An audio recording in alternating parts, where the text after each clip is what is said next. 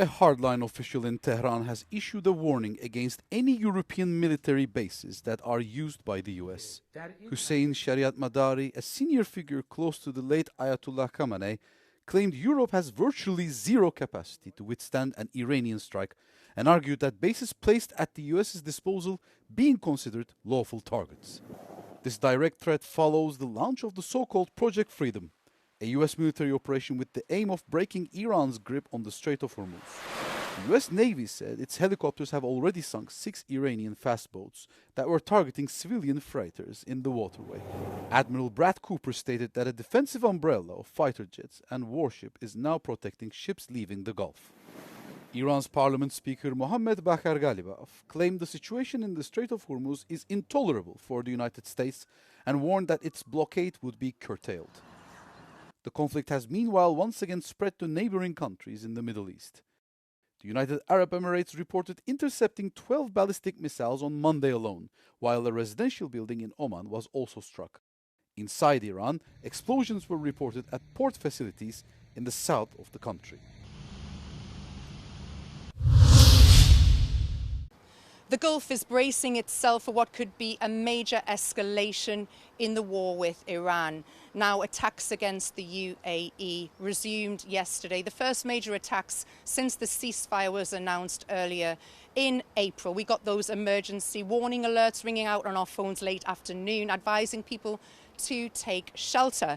We had 12 ballistic missiles, we had 3 cruise missiles and 4 drones targeting the UAE. There was, in addition to that, a major fire at the Fujairah oil zone, which resulted in the injury of 3 Indian nationals. Now, the Foreign Ministry have condemned these attacks. They have said they reserve the right to a full and legitimate response. Meanwhile, President Trump has said that Iran will be blown off the face of the earth if they continue to attack US ships protecting commercial vessels in the Strait of Hormuz. Of course, this all feeds into the wider worry about regional stability here in the Middle East. Jane Witherspoon, Euronews in Dubai.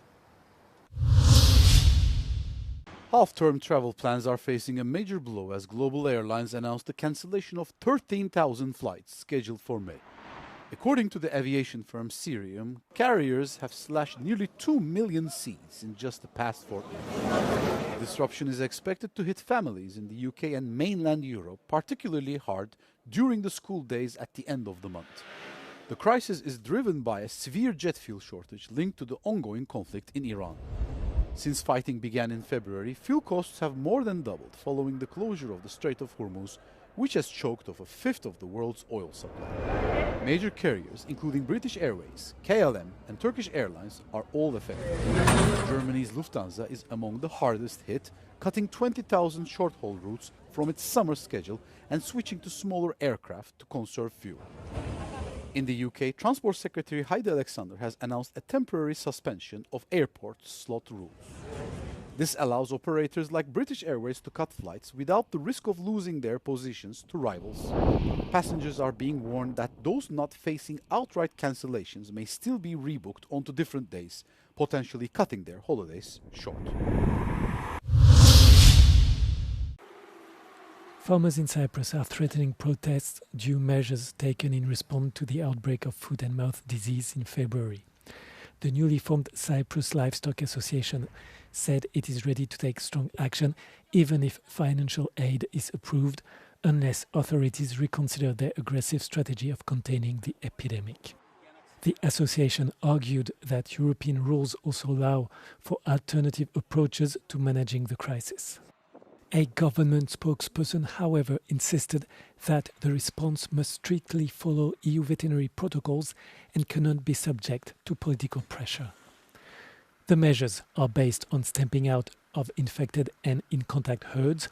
EU control measures require the rapid eradication of the virus through the immediate stamping out of infected establishments. As a result, control measures may also apply to animals that appear healthy or for which test results may not yet be available in order to prevent further spread of the disease. The outbreak has so far led to the culling of more than 38,000 sheep and goats, more than 2,000 cattle and 21,500 pigs.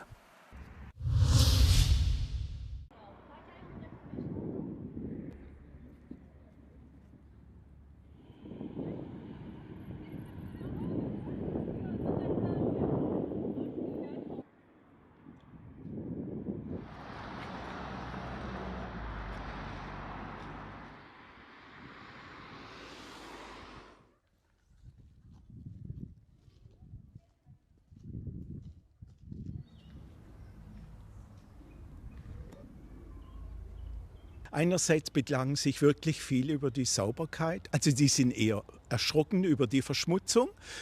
Die Verkehrssituation empfinden viele auch als sehr schwierig. Zugausfälle, S-Bahn-Ausfälle, überfüllte Busse und das sorgt für viele auch für Frust.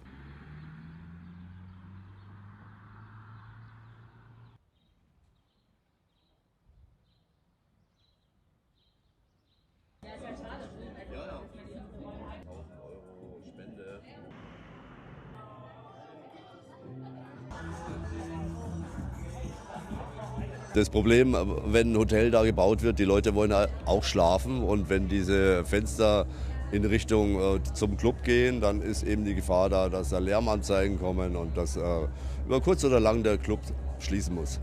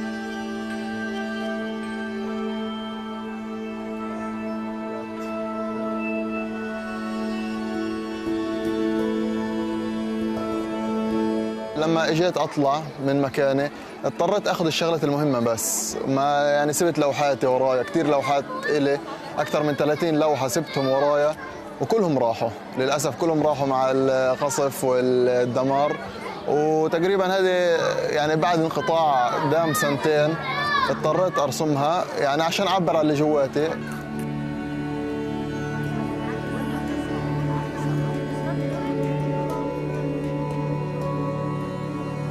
رسموا مشاعرهم، طموحهم، امالهم، رؤاهم على مدار الاربع شهور خلال ورشه عمل مستمره.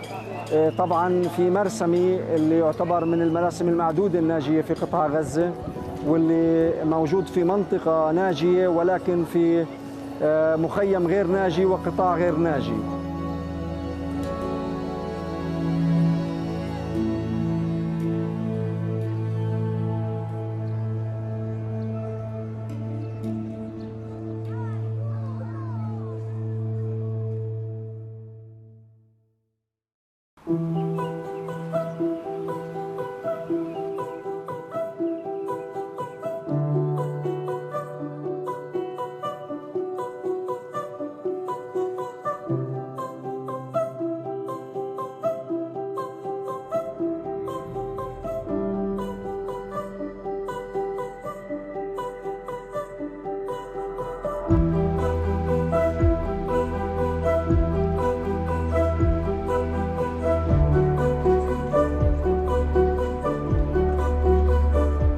So the footsteps, they symbolize both our relation to our past and the steps we take towards the future. They also symbolize the trace we leave. So we leave a trace, but we also create a new future in the footstep.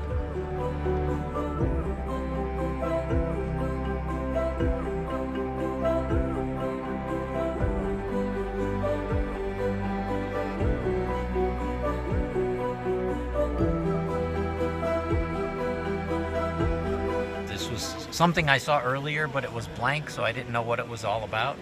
But we got to write on it, and I was able to commemorate my son who passed away in 2008, so I put something up in his memory. So I think that's pretty cool. We could leave something behind, and other people can enjoy it. So we're glad we came at this time of year. Perfect time.